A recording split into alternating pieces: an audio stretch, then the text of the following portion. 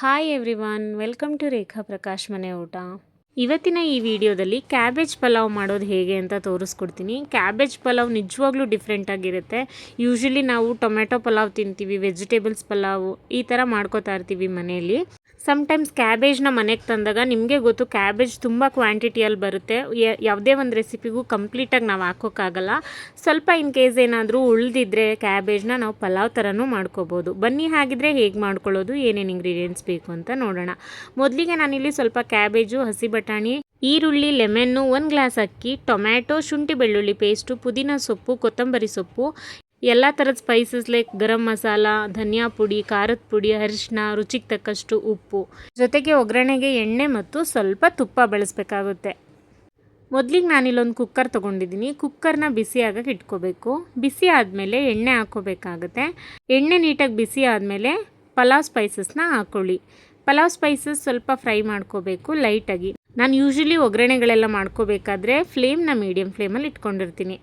ಅದಾದಮೇಲೆ ನೋಡಿ, ಹಸಿಮೆಣ್ಸಿನ್ಕಾಯಿ ಮತ್ತು ಈರುಳ್ಳಿನ ಹಾಕ್ಕೊಂಡು ಪ್ರಾಪರಾಗಿ ಫ್ರೈ ಮಾಡಬೇಕು, ಗೋಲ್ಡನ್ ಬ್ರೌನ್ ಆಗೋವರೆಗೂ. ನೆಕ್ಸ್ಟು ಹಸಿ ಬಟಾಣಿನ ಹಾಕ್ಕೊಂಡು ನೀಟಾಗಿ ಹುರ್ಕೊಳ್ಳಿ. ನಿಮ್ಮ ಹತ್ರ ಹಸಿ ಬಟಾಣಿ ಇಲ್ಲ ಅಂತ ಅಂದರೆ ಒಣ ಬಟಾಣಿನ ನೈಟೇ ನೆನೆಸ್ಬಿಟ್ಟು ಹಾಕ್ಕೋಬೋದು. ಇವಾಗ ಹಸಿ ಬಟಾಣಿದು ಒಂದು ಹಸಿ ಸ್ಮೆಲ್ ಹೋದ್ಮೇಲೆ ಕ್ಯಾಬೇಜ್ನ ಆ್ಯಡ್ ಮಾಡಬೇಕಾಗುತ್ತೆ. ಕ್ಯಾಬೇಜ್ ನೋಡಿ ನಾನು ಸ್ವಲ್ಪ ಜಾಸ್ತಿನೇ ತೊಗೊಂಡಿದ್ದೀನಿ. 1 ಗ್ಲಾಸ್ ಅಕ್ಕಿ ಹಾಕ್ತಾಯಿರೋದು, ಅಂದರೆ ಆಲ್ಮೋಸ್ಟ್ ಒಂದು 3 ಮೆಂಬರ್ಸ್ಗೆ ಆಗೋಷ್ಟು ಮಾಡ್ತಿದ್ದೀನಿ ಅಷ್ಟೇ. ಅದಕ್ಕೆ ನಾನಿಲ್ಲಿ ಒಂದು ಚಿಕ್ಕ ಬೌಲಲ್ಲಿ ಒಂದು ಕಂಪ್ಲೀಟ್ ಬೌಲು ಕ್ಯಾಬೇಜ್ ತೊಗೊಂಡಿದ್ದೀನಿ. ಆ್ಯಂಡ್ ಅದನ್ನು ಹಸಿ ಸ್ಮೆಲ್ ಹೋಗೋವರೆಗೂ ಸ್ವಲ್ಪ ಫ್ರೈ ಮಾಡ್ಕೋಬೇಕು. ಅದಾದಮೇಲೆ ನಾವು ಶುಂಠಿ ಬೆಳ್ಳುಳ್ಳಿ ಪೇಸ್ಟ್ ಹಾಕ್ಕೊಂಡು ಮತ್ತೆ ಫ್ರೈ ಮಾಡಬೇಕಾಗುತ್ತೆ ಕ್ಯಾಬೇಜ್ನ. ಈ ಥರ ಫ್ರೈ ಮಾಡೋದ್ರಿಂದ ಕ್ಯಾಬೇಜ್ದು ರಾ ಸ್ಮೆಲ್ಲ ಹೋಗುತ್ತೆ. ಅದಾದಮೇಲೆ 2 ಮೀಡಿಯಮ್ ಸೈಜ್ ಟೊಮ್ಯಾಟೊನ ಹಾಕೋತಾ ಇದ್ದೀನಿ. ಇವಾಗ ಟೊಮ್ಯಾಟೊ ಸಾಫ್ಟ್ ಆಗೋವರೆಗೂ ಹುರ್ಕೊಳ್ಳಿ. ನಾನಿಲ್ಲಿ 3 ಜನಕ್ಕೆ ಮಾಡ್ತಿರೋದ್ರಿಂದ 2 ಟೊಮ್ಯಾಟೊ ತೊಗೊಂಡಿದ್ದೀನಿ. ನೀವು ಜಾಸ್ತಿ ಜನಕ್ಕೆ ಮಾಡ್ತೀನಿ ಅಂದರೆ ಜಾಸ್ತಿ ಟೊಮ್ಯಾಟೊ ತೊಗೋಬೋದು. ಟೊಮ್ಯಾಟೊ ಸಾಫ್ಟ್ ಆದಮೇಲೆ ಮಸಾಲ ಐಟಮ್ಸು ಮತ್ತು ರುಚಿಗೆ ತಕ್ಕಷ್ಟು ಉಪ್ಪನ್ನ ಹಾಕ್ಬಿಟ್ಟು ಮತ್ತೆ ಅದ್ರದ್ದು ರಾ ಸ್ಮೆಲ್ ಹೋಗೋವರೆಗೂ ಫ್ರೈ ಮಾಡಬೇಕು. ಅದಾದಮೇಲೆ ನೋಡಿ, ಪುದೀನ ಸೊಪ್ಪು ಮತ್ತು ಕೊತ್ತಂಬರಿ ಸೊಪ್ಪನ್ನ ಕಟ್ ಮಾಡ್ಕೊಂಡಿರ್ತೀವಲ್ವ, ಸ್ವಲ್ಪ ಸಣ್ಣದಾಗೆ ಕಟ್ ಮಾಡಿಕೊಂಡು ಇದೇ ಒಗ್ಗರಣೆಗೆ ಆ್ಯಡ್ ಮಾಡಬೇಕಾಗುತ್ತೆ. ಆ್ಯಡ್ ಮಾಡಿಕೊಂಡು ಮತ್ತೆ ಇನ್ನೊಂದು ಮಿಕ್ಸ್ ಕೊಡಿ. ಇನ್ನೊಂದು ಮಿಕ್ಸ್ ಕೊಟ್ಟಾದಮೇಲೆ ಈಗ ಆಲ್ರೆಡಿ ಒಂದು 10 ನಿಮಿಷದ ಮುಂಚೆನೇ ತೊಳೆದು ನೆನೆಸಿರೋ ಅಂಥ ಅಕ್ಕಿನ ಆ್ಯಡ್ ಮಾಡ್ಕೊಳ್ಳಿ. ನಾನಿಲ್ಲಿ ಒಂದು ದೊಡ್ಡ ಗ್ಲಾಸಲ್ಲಿ ಅಕ್ಕಿನ ತೊಗೊಂಡಿದ್ದೀನಿ. ಅದೇ ಅಳತೆಗೆ 2 ಗ್ಲಾಸ್ನ ಆಲ್ರೆಡಿ ಬಿಸಿನೀರು ಕಾಯಿಸೋಕ್ಕೆ ಇಟ್ಕೊಂಡಿರ್ತೀನಿ. ಸೊ ಅಕ್ಕಿ ಎಲ್ಲ ನೀಟಾಗಿ ಮಿಕ್ಸ್ ಆದಮೇಲೆ ಒಂಚೂರು ಲೆಮನ್ನ ಸ್ಕ್ವೀಸ್ ಮಾಡಿಬಿಟ್ಟು ಮತ್ತೆ ಒಂದು ಮಿಕ್ಸ್ ಕೊಟ್ಬಿಟ್ಟು ನಾವು ಕಾದಿರುವಂಥ ಬಿಸಿನೀರನ್ನ ಆ್ಯಡ್ ಮಾಡಬೇಕಾಗಿರುತ್ತೆ. ನಾನು ಆಲ್ರೆಡಿ ಇದರಲ್ಲಿ ನೀರನ್ನ ಕಾಯಿಸ್ಬಿಟ್ಟೆ ಆ್ಯಡ್ ಮಾಡ್ಕೋತೀನಿ. ಯೂಶಲಿ ನಾನು ಕುಕ್ಕಿಂಗ್ ವೀಡಿಯೋಸ್ ನೋಡೋರಿಗೆ ಗೊತ್ತಿರುತ್ತೆ ನಾನು ಬಿಸಿನೀರನ್ನೇ ಆ್ಯಡ್ ಮಾಡೋದು ಅಂತ.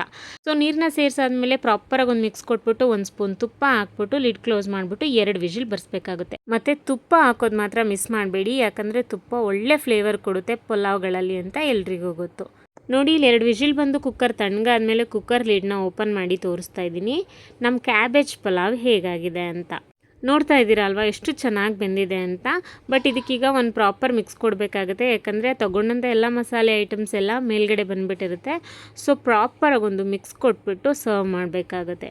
ಸೊ ನೋಡಿ, ನಾನು ಮಿಕ್ಸ್ ಮಾಡ್ತಾಯಿದ್ದೀನಿ. ಎಷ್ಟು ಚೆನ್ನಾಗಿ ಬಂದಿದೆ ಅಂದರೆ ಎಷ್ಟು ಉದ್ದುದ್ರಾಗಿ ಬಂದಿದೆ ಅಂತ. ಏನು ಜಾಸ್ತಿ ಸರ್ಕಸ್ ಇಲ್ಲದೆ, ಜಾಸ್ತಿ ಐಟಮ್ಸ್ನ ಯೂಸ್ ಮಾಡಿದೆ ಒಂದೊಳ್ಳೆ ಕ್ಯಾಬೇಜ್ ಪಲಾವ್ನ ತೋರಿಸಿದ್ದೀನಿ.